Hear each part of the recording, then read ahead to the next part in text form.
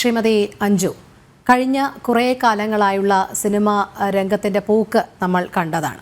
അത് പൊതുസമൂഹത്തിന് മുൻപിലേക്ക് എത്തിയപ്പോൾ ഒരു കൂട്ടം ആൾക്കാർ മുൻകൂർ ജാമ്യത്തിനായി ഓടി, ഒരു കൂട്ടം ജനറൽ ബോഡി യോഗം തന്നെ രാജിവെച്ച് പിരിച്ചുവിട്ടു. സർക്കാരിൻ്റെ നിലപാട് എന്ന് പറയുന്നത് ആരെങ്കിലും പരാതി തരൂ, എന്നാൽ ഞങ്ങൾ നടപടിയെടുക്കാം എന്ന്. ഇങ്ങനെ സർവത്ര മേഖലയിലും നിയമ നടപടി സ്വീകരിക്കേണ്ട സർക്കാർ പോലും അത് കൈയൊഴിയുന്ന സാഹചര്യം. അതുകൊണ്ട് ഇനി തുടർന്ന് എങ്ങനെയായിരിക്കും? രോഹിണി, വ്യക്തമായിട്ട് ഞാനൊരു കാര്യം പറയട്ടെ. ഈ ഹേമ കമ്മിറ്റി റിപ്പോർട്ട് ഇപ്പം വെളിച്ചം കണ്ടത് സർക്കാർ ഒരു പ്രത്യേക സാഹചര്യത്തിൽ സർക്കാരിന് വേറെ നിവൃത്തിയില്ലാണ്ടായി. കാരണം എന്ന് വെച്ച് കഴിഞ്ഞാൽ നമുക്കറിയാം, ആ കമ്മിറ്റി റിപ്പോർട്ട് വരുന്നു, ഹൈക്കോടതിയുടെ ഇത് വന്നു കഴിഞ്ഞപ്പോൾ ഹർജിക്ക് 2 ഹർജികൾ വന്നു അല്ലേ, നമ്മൾ കണ്ടതാണ്. പിന്നെ അപ്പീൽ നമ്മൾ അതിനെക്കുറിച്ച് ചർച്ചയും ഒക്കെ ചെയ്തതാണ്. മാത്രവുമല്ല, സർക്കാർ ആ സമയത്ത് ഹേമ കമ്മിറ്റി റിപ്പോർട്ട് പുറത്തു വരുന്നതിന് മുന്നേ സർക്കാർ വേറെ മറ്റ് പല വിഷയങ്ങളുമായിട്ട് ബന്ധപ്പെട്ട്, കാരണം വയനാട് ദുരന്തം, അതിൻ്റെ ഫണ്ട്, അതിനൊപ്പം തന്നെ കാഫിർ വിഷയം ഭയങ്കര വളരെ രീതിയിൽ സമൂഹം ചർച്ച ചെയ്യുന്നൊരു സ്ഥിതിവിശേഷം വന്നു. അപ്പോൾ നമ്മുടെ സർക്കാർ എന്ത് ചെയ്തു? അതിൽ നിന്ന് നമ്മൾ എപ്പോഴും കണ്ടിട്ടുള്ള ടാക്ടിക്സ് ആണ്, ഇടതുപക്ഷ സർക്കാരിൻ്റെതാണ് പ്രത്യേകിച്ച് നമ്മൾ എടുത്ത് പറയേണ്ട ഒരു ടാക്ടിക് ഉണ്ട്. വിഷയങ്ങളിൽ നിന്ന് ഓടി ഒളിക്കാൻ വേണ്ടിയിട്ട് എന്തെങ്കിലും, അവരുടെ മെയിനായിട്ടുള്ള 2 അജണ്ടാസ് പെണ്ണ്, മണ്ണാണ്.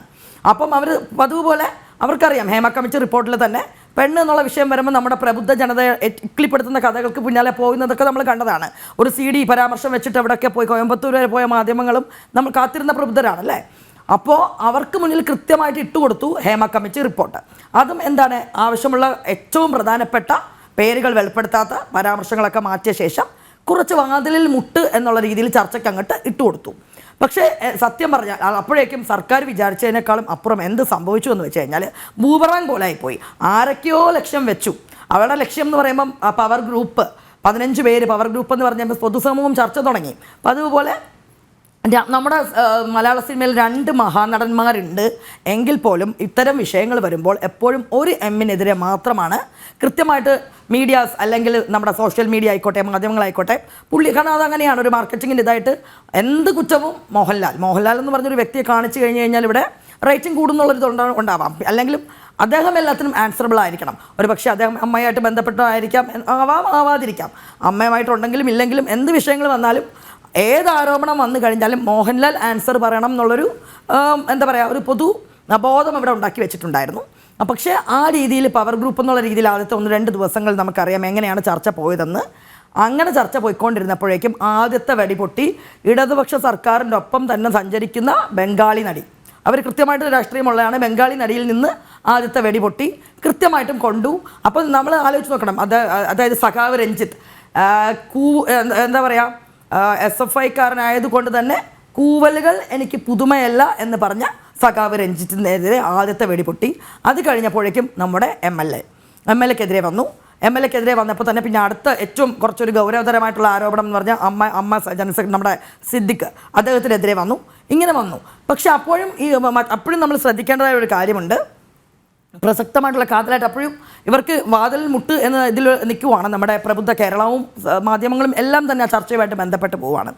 അങ്ങനെ മുന്നോട്ട് പോയി കഴിഞ്ഞാൽ ഇവർക്ക് വീണ്ടും പ്രശ്നങ്ങളാവുന്നു എന്ന് കണ്ടു കഴിഞ്ഞപ്പോഴേക്കും ആരോപണങ്ങൾ വന്നു. അടുത്തതായിട്ട് ജയസൂര്യക്കെതിരെ ആരോപണങ്ങൾ വരുന്നു. അപ്പോഴും ചർച്ചകൾ ഞാൻ കണ്ടു. പല ഇടത് പ്ലാറ്റ്ഫോംസും ജയസൂര്യയുടെ കാര്യം വളരെ വലുതാക്കുകയാണ്. നമുക്കിവിടെ അറിയാം, നമുക്കിവിടെ നമ്മുടെ MLA ആയിട്ടുള്ള ശ്രീ മുകേഷ്, അദ്ദേഹത്തിൻ്റെ ആരോപണമായിട്ട് ബന്ധപ്പെട്ടല്ല പറയുന്നത്. പക്ഷേ അദ്ദേഹത്തിൻ്റെ ഡൊമസ്റ്റിക് വയലൻസുമായിട്ട് ബന്ധപ്പെട്ടിട്ട് ഇപ്പോഴത്തെ നമ്മുടെ മന്ത്രി ശ്രീമതി വീണ ജോർജിൻ്റെ വലിയൊരു ഇൻ്റർവ്യൂ ഒക്കെ ഉണ്ടായിരുന്നു പൊതുസമൂഹത്തിലല്ലേ. അപ്പോൾ ഒരു സ്ത്രീ അഭിനേത്രിയായിട്ടുള്ള സരിത, അവർ വന്നിരുന്ന് കരഞ്ഞുകൊണ്ട് പറയുന്നുണ്ട്, അവരുടെ അനുഭവങ്ങളൊക്കെ പറയുന്നുണ്ട്. അത് അന്നത്തെ മാധ്യമപ്രവർത്തകയായിട്ടുള്ള വീണ, ഇപ്പോഴത്തെ നമ്മുടെ ആരോഗ്യമന്ത്രി, അവർ കേൾക്കുന്നുണ്ട്. അപ്പോൾ ഇതൊക്കെ അതായത് അത്രയും ഡൊമസ്റ്റിക് വയലൻസും ഇങ്ങനെയൊക്കെ ഉള്ള ഒരാളാണെന്ന് പറഞ്ഞിട്ട് പോലും ഇത് കണ്ട ഒരു പ്രബുദ്ധരാണ് 2 വട്ടം അദ്ദേഹത്തെ ജയിപ്പിച്ച് MLA ആക്കിയതെന്ന് ഓർത്തു നോക്കണം. അത്രയും നമ്മൾ അങ്ങനെ നമ്മളെ ഒരു സെറ്റ് ചെയ്തൊരു കിറ്റ് കൊടുത്ത് നമ്മുടെ ബോധങ്ങളെയൊക്കെ അങ്ങനെ ആക്കി വെച്ചൊരു ജനതയാണ് ഇപ്പോൾ. ശരിക്കും വോട്ട് ബാങ്ക്, അതിനൊപ്പം തന്നെ നമ്മൾ പറയണം, വോട്ട് ബാങ്ക് രാഷ്ട്രീയം കൃത്യമായിട്ടുള്ള. അതുകൊണ്ടാണ് ഞാൻ ആദ്യമേ പറഞ്ഞത്, ഈ വോട്ട് ബാങ്ക് രാഷ്ട്രീയം ഉള്ള ഇടങ്ങൾക്ക് വരുമ്പോഴേക്കും സൈലൻസ് ആണ്. അങ്ങനെ വന്നു ആ ചർച്ച. അത് മുകേഷിനേക്കാളും കൂടുതൽ പ്രാധാന്യം ജയസൂര്യയുമായിട്ട് ബന്ധപ്പെട്ട ചർച്ചകൾക്ക് വന്നു. അങ്ങനെ ഇരുന്നപ്പോഴാണ് തമിഴ്നാട്ടിലെ തമിഴ് ഗായിക ഒരു മ്യൂസിക് ചാനലിന് എന്താണ് കൃത്യമായിട്ടുള്ളത് ഒരു ആരോപണം ചൂണ്ടിക്കാണിക്കൊണ്ട് ഇവിടെ തന്നെ നമ്മൾ ചർച്ച ചെയ്യേണ്ടതായിട്ടുള്ള മറ്റൊരു വിഷയം ഞാൻ പറയട്ടെ. ഹേമ കമ്മിറ്റി റിപ്പോർട്ട് വരെ എന്താ പറഞ്ഞേ, തുല്യത സിനിമാ മേഖലയിൽ സ്ത്രീക്കും പുരുഷനും തുല്യത വേണം എന്നുള്ള അതായത് WCC ഉണ്ടാവാനുള്ള സാഹചര്യം, അമ്മയിൽ നിന്ന് അവർ മാറി സ്ത്രീകൾക്ക് പരിഗണന കിട്ടുന്നില്ല, സ്ത്രീകൾക്ക് അങ്ങനെയാണെന്നൊക്കെ പറഞ്ഞിട്ട് തുടങ്ങിയൊരു സംഘടനയാണ്. അപ്പോൾ നടി ആക്രമിക്കപ്പെട്ടതുമായിട്ട് ബന്ധപ്പെട്ട് തുടങ്ങിയെങ്കിലും അവിടെ WCC എപ്പോഴും പറഞ്ഞത് സ്ത്രീപക്ഷം നിൽക്കുന്നു എന്നായിരുന്നു. അപ്പോൾ നിങ്ങൾ ആലോചിച്ച് നോക്കൂ, അവിടെ തുല്യത എപ്പോഴും ജെൻഡർ ഇക്വാളിറ്റി വേണം എന്ന് പറഞ്ഞ് സിനിമാ മേഖലയ്ക്കുള്ളിൽ എല്ലാ കാര്യങ്ങൾക്കും ഞങ്ങൾക്ക് അവസരം വേണം, വേതനം വേണം, എല്ലാത്തിനും തുല്യത എന്നുള്ള ഒരു ആസ്പെക്റ്റ് അത് മുന്നിൽ വെച്ച് തുടങ്ങിയ ഒരു കമ്മിറ്റി. ആ കമ്മിറ്റിയിൽ കൃത്യമായിട്ട് 2 സ്ത്രീകൾക്കെതിരെ ആരോപണം വന്നിരുന്നു. ആദ്യത്തെ ആരോപണം WCCയിൽ തന്നെ പ്രമുഖയായിട്ടുള്ള നടി രേവതിക്കെതിരെ കംപ്ലീറ്റ് സൈലൻസ് ആയിരുന്നു. അത് കഴിഞ്ഞിട്ട് കൃത്യമായിട്ടുള്ള ആരോപണം തമിഴ് ഗായികയാണെങ്കിൽ കൂടി അവർ പേരെടുത്ത് വ്യക്തമായിട്ട് പറഞ്ഞു. അവിടെ പോലും നമ്മൾ കാണണം വ്യക്തമായിട്ട് ഈ പാർട്ടി, അതായത് റേവ് പാർട്ടീസാണ്. കാരണം അത് നമുക്കറിയാം, ഈ DJ പാർട്ടികളുടെ പോലെയൊക്കെ ഉള്ള ലഹരി ഉള്ള ഒരു പാർട്ടി, നൈറ്റ് പാർട്ടീസൊക്കെ ഈ വീട്ടിൽ നടക്കുന്നു. അതിൻ്റെ ഒരു വിക്ടിം തന്നെയാണ് റിമ എന്നുള്ള രീതിയിലാണ് അവർ പറഞ്ഞത്. അല്ലാതെ റിമയും അതുകൊണ്ട് അവർക്ക് കരിയർ ഗ്രോത്ത് ഉണ്ടാവുന്നില്ല. അങ്ങനെ അതിനൊപ്പം തന്നെ ഗൗരവതരമായിട്ടുള്ള വിഷയം പറഞ്ഞു, ചൂഷണം ചെയ്യുന്നു, പുതിയ കുട്ടികളെ കൊണ്ടുവന്നിട്ട് ലൈംഗികമായിട്ട് ചൂഷണം ചെയ്യുന്നു എന്ന് പറഞ്ഞു. അപ്പോൾ മൊത്തത്തിൽ വെട്ടിലായിപ്പോയത് ആരാണ്? ഈ സർക്കാരാണ്. കാരണം ഈ സർക്കാർ ഇടതോരം ചേർന്ന് നടക്കുന്ന ഒരു രാഷ്ട്രീയമായിരുന്നു തുടക്കം മുതൽ ആഷിഖ് കപൂറിനും അദ്ദേഹത്തിൻ്റെ ഭാര്യയ്ക്കും ഉണ്ടായിരുന്നത്. നമ്മൾ നോക്കാം, ഏത് രാഷ്ട്രീയപരമായിട്ടുള്ള ഇതുണ്ടെങ്കിലും സിനിമയിൽ എല്ലാവർക്കും രാഷ്ട്രീയമുള്ളവരുണ്ടാവാം. പക്ഷേ ഈ സംവിധായകരിൽ നിന്ന് എപ്പോഴും കൃത്യമായിട്ടുള്ള രാഷ്ട്രീയ ഇടപെടലുകൾ ഉണ്ടായിട്ടുണ്ട്. എൻ്റെ വക 500 എന്ന് പറഞ്ഞൊരു ക്യാമ്പയിനൊക്കെ തുടങ്ങി വെച്ച മഹാനാണ്. അതേ മഹാൻ തന്നെയാണ് പിന്നീട് കുറച്ച് കഴിഞ്ഞപ്പോൾ നമ്മളറിയാം ഒരു സംഗീത നിശ നടത്തി പൈസ അടിച്ചു മാറ്റി. അപ്പോൾ ഇങ്ങനെ പ്രതിച്ഛായ നഷ്ടപ്പെട്ടു. ആ സമയത്ത് തെരഞ്ഞെടുപ്പിൽ നിൽക്കാനുള്ള ഒരുപാട് ഭാര്യയെ മുൻനിർത്തി WCCയിലെ സ്ത്രീ പ്രതിനിധി എന്നുള്ള രീതിയിലൊക്കെ മുൻനിർത്തി കളികളൊക്കെ ഉണ്ടായിരുന്നു. പക്ഷേ ആ സമയത്താണ് സംഗീത നിശയായിട്ട് ബന്ധപ്പെട്ട് ഭാര്യയും ഭർത്താവും അവർക്കെതിരെ ആരോപണമൊക്കെ വരുന്നത്. അപ്പോൾ അന്നേരം കൃത്യമായിട്ട് പേര് വെളിയിൽ വന്നു. അപ്പോൾ ഇടതുപക്ഷ സർക്കാരിനൊപ്പം അവരുടെ റോഡ് ഷോ നമുക്കറിയാം രാത്രി നടത്താം. അതിൽ നമ്മൾ കണ്ടതാണല്ലോ, ഏറ്റവും വലിയ ഫിഗറായിട്ട് അവർ ഉയർത്തി കാണിച്ചത് ആരാണ്?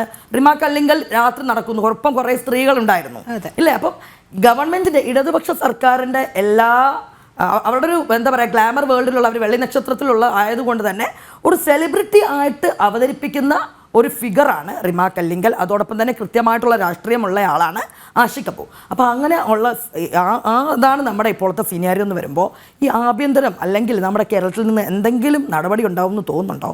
നടപടി ഉണ്ടാവുമായിരുന്നില്ല. കാരണം ആദ്യമേ ഹേമ കമ്മിറ്റി റിപ്പോർട്ടിൽ ഈ പേരുകളൊക്കെ ഉള്ളത് കൊണ്ടായിരിക്കാം സർക്കാർ ഇത് ഒളിച്ചു കടത്താൻ ഈ 4 വർഷം എടുത്തത്. നിവർത്തിയില്ലാത്തത് കൊണ്ട് കാഫിർ പരാമർശത്തിൽ നിന്ന് രക്ഷപ്പെടാൻ വേണ്ടി, അങ്ങനെ തന്നെയാണ് ഞാൻ വിശ്വസിക്കുന്നത്, അതിൽ നിന്ന് ഒളിച്ചോടാൻ വേണ്ടി ഇത് കേട്ടു വാതിൽ മുട്ടുവെച്ച് ചർച്ച മുന്നോട്ട് പോയി. കൃത്യമായിട്ട് നമ്മൾ പറയില്ലേ ദൈവത്തിൻ്റെ ഒരു ഇടപെടൽ വന്ന പോലെ തമിഴ്നാട്ടിൽ നിന്ന് കൃത്യമായിട്ടുള്ള ബോംബ് വന്നു. ഇപ്പം മൂട്ടിൽ തീ പിടിച്ചിട്ടുള്ള അവസ്ഥയാണ്. എന്തായാലും ഇത് തന്നെയാണ് സർക്കാർ എന്ത് തീരുമാനം എടുക്കുമെന്നുള്ളത് തന്നെയാണ് നോക്കിക്കാണേണ്ടത്.